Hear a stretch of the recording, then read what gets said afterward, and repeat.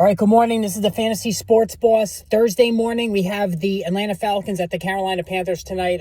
This one's going to be a little rough on the eyes. Just check the weather forecast because it's been pretty brutal for Charlotte leading up to this game with the tropical storm Nicole there.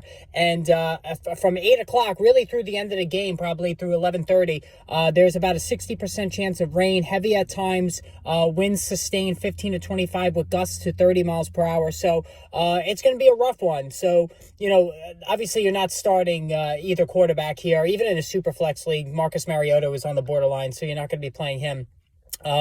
But if you are a Kyle Pitts or a Drake London owner, you really got to think about just sitting these guys out. I mean, we've been at that point with London for a while. The only reason why you're starting Pitts is because you spent the third-round pick on him, and it's a tight end position. But, I mean, again, it was another dud for him last week. So if you have a better option at tight end, like an Evan Engram sitting on your bench, I would definitely, or a David Njoku if he plays, I would certainly go with those options. Pat Freiermuth over Kyle Pitts.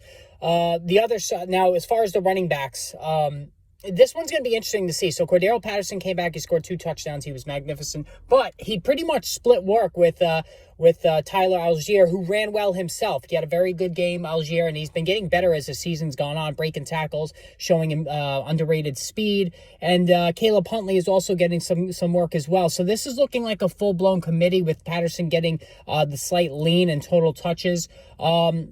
Listen, it worked for them last week, so, in terms of the running game being productive overall for all three guys.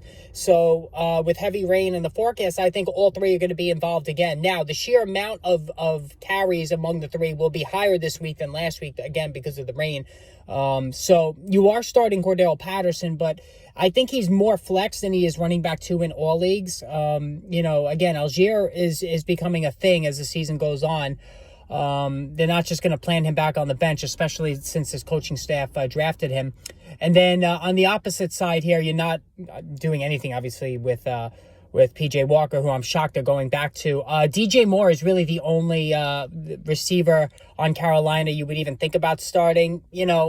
I think you're kind of committed to him as your flex play. But again, if you have better options on your bench, I certainly would go that route because I can't see P.J. Walker being able to throw into heavy winds and rain consistently to find DJ Moore. And, Moore bottomed out again last week after the blip the week before where he actually put forth a big game. Chuba Hubbard's probably not going to play. Donta Foreman, you could start Dante Foreman both in standard and PPR leagues. I mean, he's going to get a lot of work. Atlanta's run, defense has been hit or miss all season, so I would start Foreman. So Foreman and Patterson are starts for me. And really that's pretty much as far as it goes. Everybody else to me is just a bench. So again, I'm going to try to stream during the first quarter of this game, maybe into the second quarter, maybe like a fantasy sports bots cast. That's what I was trying to say. Fantasy sports bots cast. That's a mouthful. Like they do with the Manning cast and stuff at ESPN. So I'm going to try to do that. I know everybody's, I have satellite TV and people have cable. I know we may not be on the exact same, the